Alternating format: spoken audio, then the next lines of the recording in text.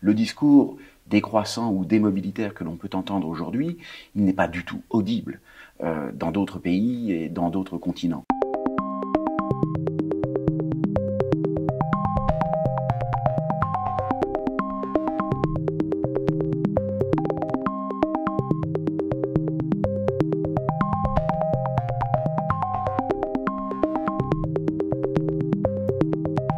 À la fin du XIXe siècle, on s'éloigne du modèle du chemin de fer pour aller vers un modèle où le véhicule plus individualisé et qui va servir bientôt à beaucoup d'usages va se répandre. C'est ce que j'appelle l'automobilisme, c'est-à-dire que l'automobilisme, il est évidemment destiné au tourisme, mais pas que, et il ne se serait pas répandu comme il s'est répandu de façon universelle s'il n'avait eu que des emplois de niche. Les usages ont été très divers, très rapidement professionnels, très rapidement étendus aux zones géographiques, et donc l'automobilisme est devenu très rapidement un universalisme.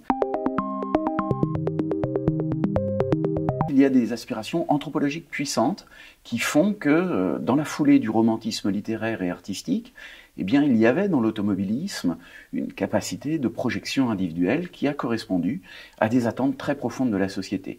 Donc en termes philosophiques, en termes anthropologiques, l'automobilisme a correspondu à un âge bien particulier de notre civilisation. Et ceci s'est étendu. Et donc on peut y associer également une forme d'humanisme, parce qu'évidemment, c'était un agrandissement des personnes, c'était une capacité de désassignation et de conquête de libertés individuelles. Le mur écologique est une remise en question fondamentale de ce mode de développement. Ensuite, comment composer avec ce mur? Eh bien, il faut très certainement trouver des solutions alternatives de sobriété. Tous les leviers doivent être activés. Le technosolutialisme ne résoudra pas les problèmes seul. Il faut envisager une révolution des usages. Et donc, une transformation aussi des horizons d'attente des individus. Et c'est là, très probablement, que le grand défi nous attend.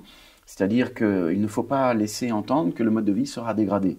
Or, objectivement, dans les conditions telles qu'elles nous sont présentées aujourd'hui, il ressort dégradé. C'est évidemment une conquête intellectuelle, culturelle, qu'il faut accomplir avant même toute autre innovation technologique. On est là devant un problème qui ne sera pas résolu à l'échelle française, qui ne sera pas résolu à l'échelle de métropole, qui ne sera pas résolu même à l'échelle européenne. Parce que, évidemment, cette conscience géopolitique, il faut l'avoir, et si le monde n'est fait que de compétition, et il y a de bonnes raisons de croire qu'il l'est, eh bien, on ne peut pas rester en dehors de ce jeu de compétition. Et donc, l'enjeu des régulations internationales est fondamental.